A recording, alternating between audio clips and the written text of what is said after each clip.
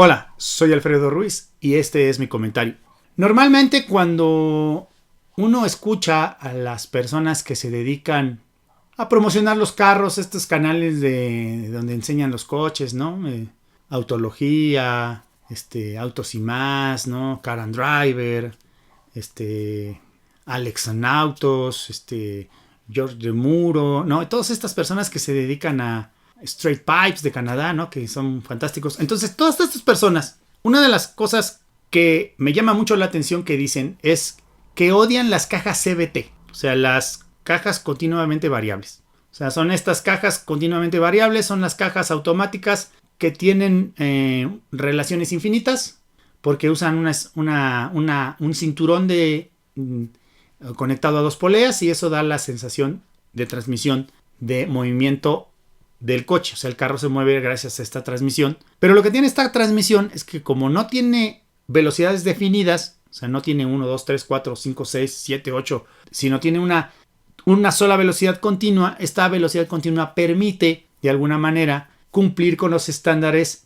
de emisiones que el gobierno o los gobiernos le ponen a los automóviles. Y en general, la tendencia es a mayor cantidad de marchas. Por ejemplo, hay automóviles que ahorita ya llegan a las 8 marchas, ¿no? Más la reversa. Entonces, ¿qué sucede? Esta tendencia es una tendencia a que los autos los cumplan con la normatividad.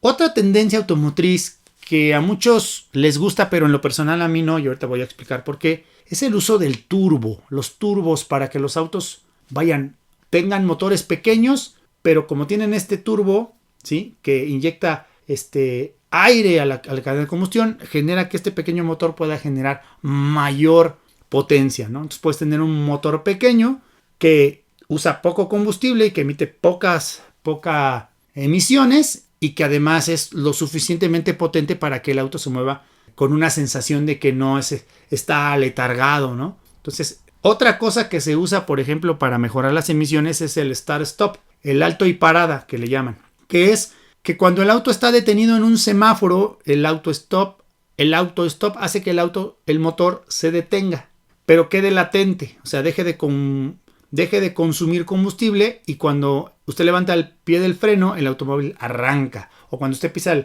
el acelerador del automóvil, arranca otra vez, se enciende y empieza a avanzar. A la mayoría de los periodistas automotrices no les gusta el start and stop. Y tiene inclusive un botón para que usted lo pueda apagar. En lo personal, yo tengo un auto que lo tiene, tengo dos que lo tienen y en general no me parecen tan intrusivos, pero no me parecen buena idea tampoco. Entonces, ¿qué quiere decir esto? Quiere decir... y otra cosa que también los periodistas automotrices se están quejando, que los autos cada vez traen galleta, ¿no? La refacción de galleta, o sea, la pequeñita. Y todos ellos están en esta onda, ¿no? De que les molestan estas cosas, ¿no? Y hay otros que les molesta, por ejemplo, el equipamiento, que no traen los plásticos, o que, por ejemplo, hubo un escándalo porque en Estados Unidos creo que el Sentra o el Versa, no sé, tenía una barra de acero y en México no la tenía, y un montón de cosas de este tipo. Pero todo tiene un porqué. Y todo este problema o este enojo de la mayoría de los periodistas se debe a una sola cosa. Se debe al engaño de las emisiones. Que el gobierno le diga a los fabricantes que los carros tienen que cumplir con un objetivo de emisiones, que no deben contaminar hasta cierto punto. Pero esto es un engaño completo, tanto por parte del gobierno como por parte de las armadoras. Y ahorita le voy a explicar por qué. Y por qué creo que todos los periodistas automotrices lo deben denunciar tal como es. Porque yo veo que no lo denuncian. Yo veo sus programas, yo escucho sus audios y veo que parece que no lo entienden. Déjeme explicarle.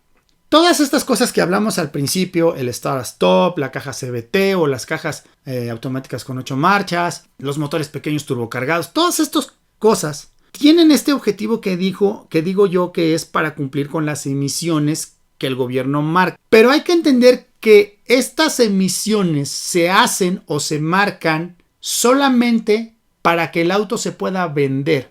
¿Qué quiere decir esto? Quiere decir que las armadoras cumplen con estos requisitos simplemente para que el gobierno les autorice vender el automóvil. O sea, cuando las armadoras cumplen con la normatividad y les hacen una auditoría de la normatividad, Lo que sucede es que sí cumplen con las emisiones, pero la carga económica se la dejan al cliente.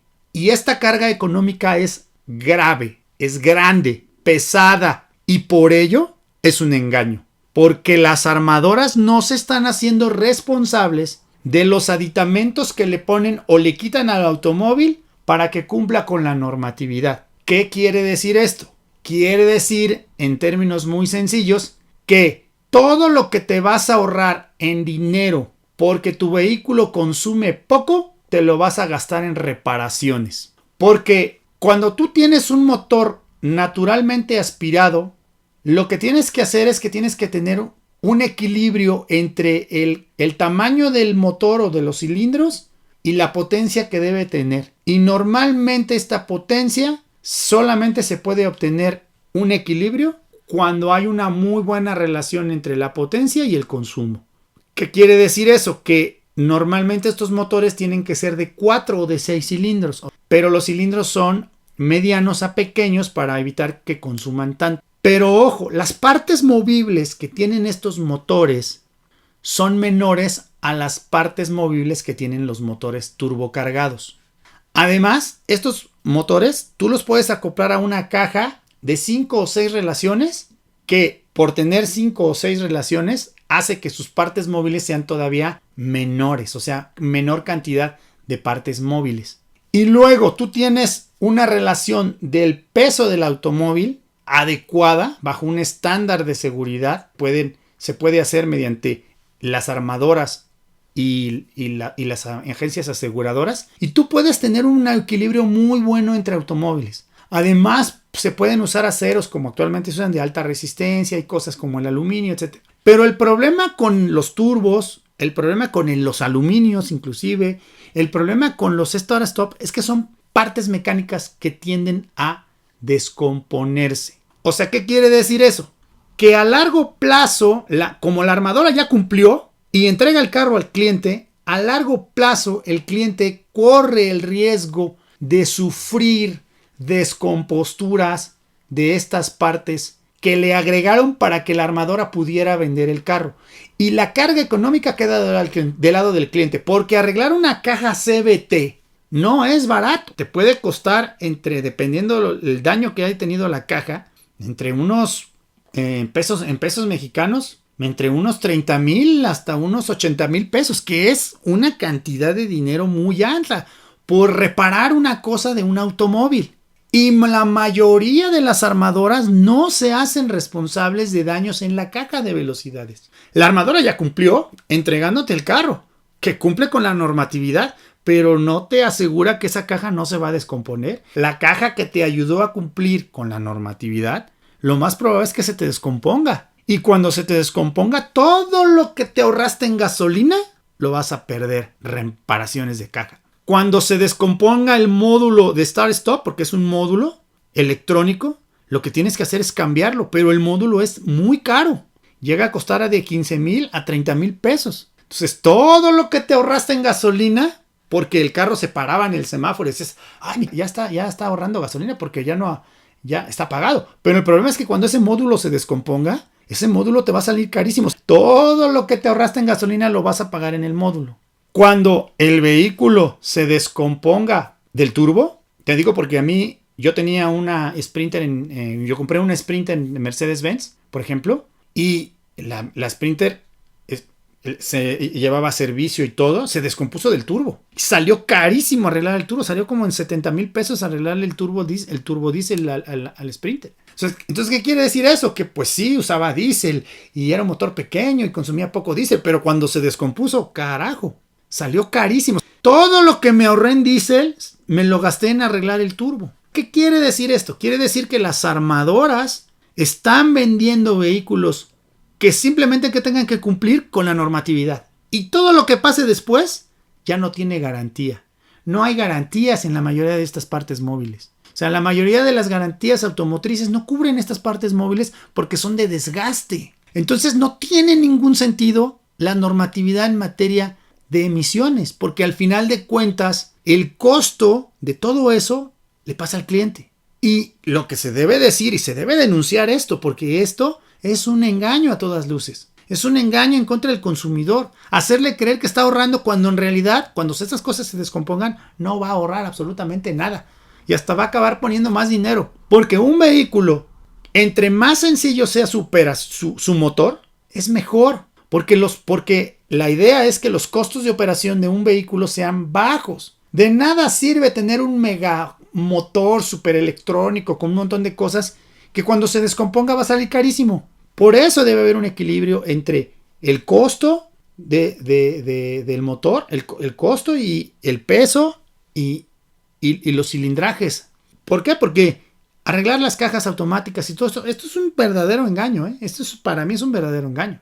Y el problema con todo esto es que como la mayoría de la gente no lo está viendo a largo plazo, pues no sabe a lo que se va a enfrentar hasta que se descomponga. Y luego por eso hay muchos autos que uno compra, o sea, la gente que compra uno de estos carros caros sin pensar en los arreglos futuros y resulta que no puede arreglar el auto y lo termina abandonando.